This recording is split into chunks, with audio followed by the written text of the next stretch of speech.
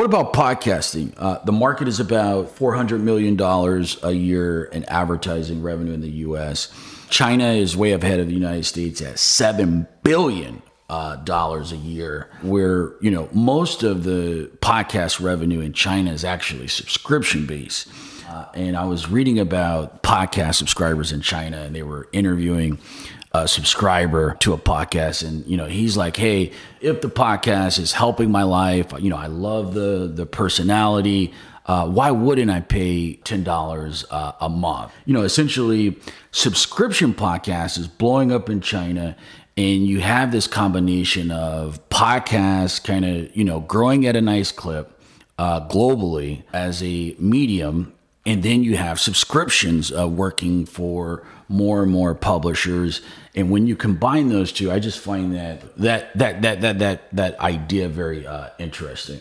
I love it. I mean, I was late to the podcasting thing, but now I'm, my morning journey used to be music, Subway, and now it's podcast, Subway. Yeah, do you see what I'm saying? And then I'm finding more and more moments where I if I'm doing kind of like chores in the kitchen or something like that, I've got a podcast on.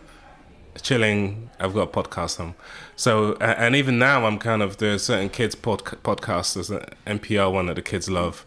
So I'm finding moments for all of this stuff, and I love it, and I think it's just going to keep. Do you remember years back I wasn't thinking about podcasts, but I was talking about radio? Remember I kept saying to you should buy a radio station? Yeah.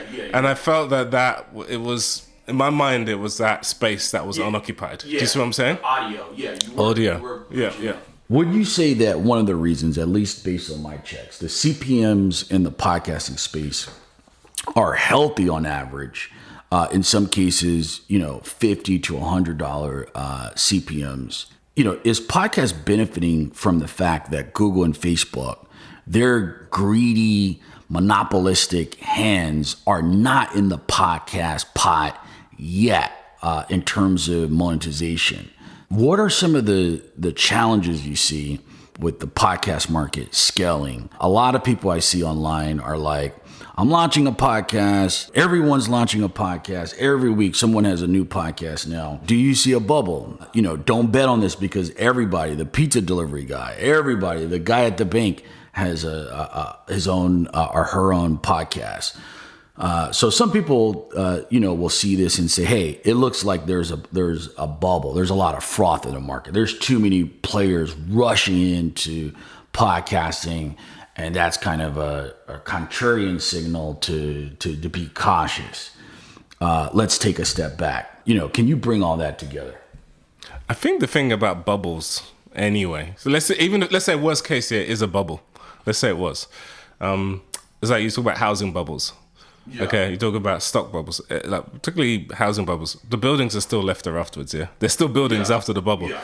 And so for me, I think with this, regardless of whether it's a bubble, there is a new behavior out there of people filling their moments in their time with content that they love, that is specific to their needs, yeah? It's like, the more there is, the more choice, the more you're likely to find something that suits exactly you.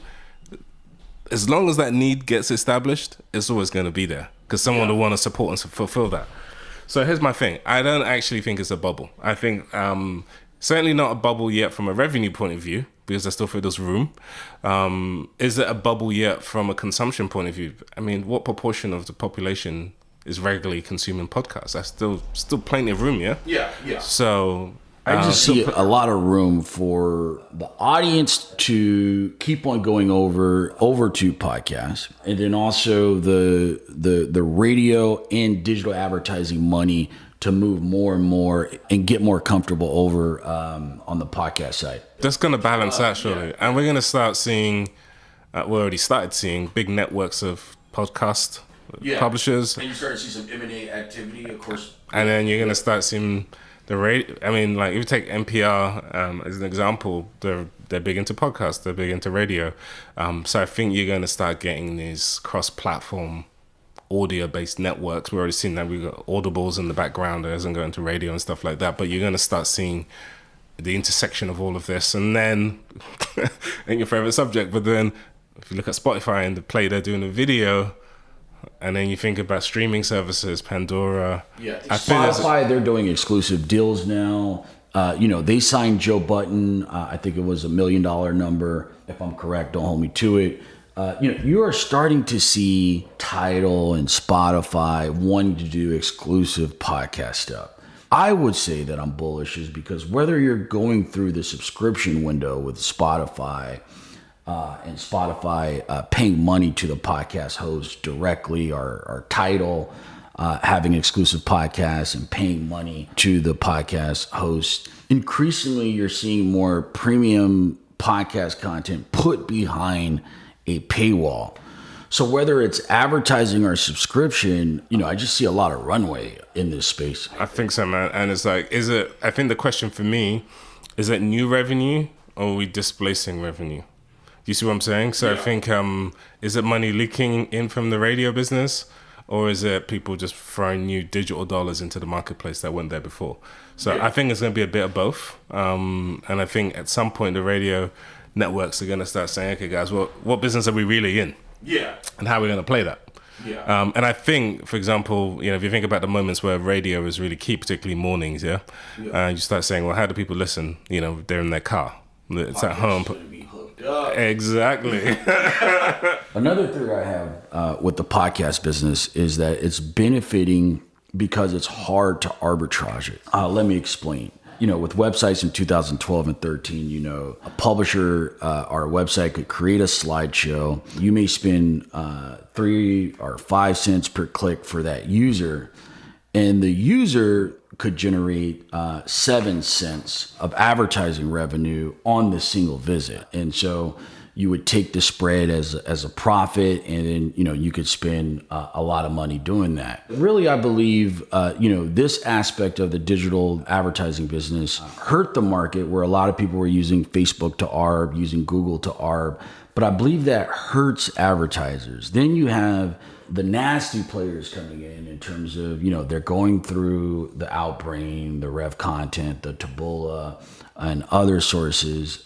Not saying that a lot of these platforms haven't cleaned up their act. As you know, media companies, publishers, websites have played a lot of games with ARB.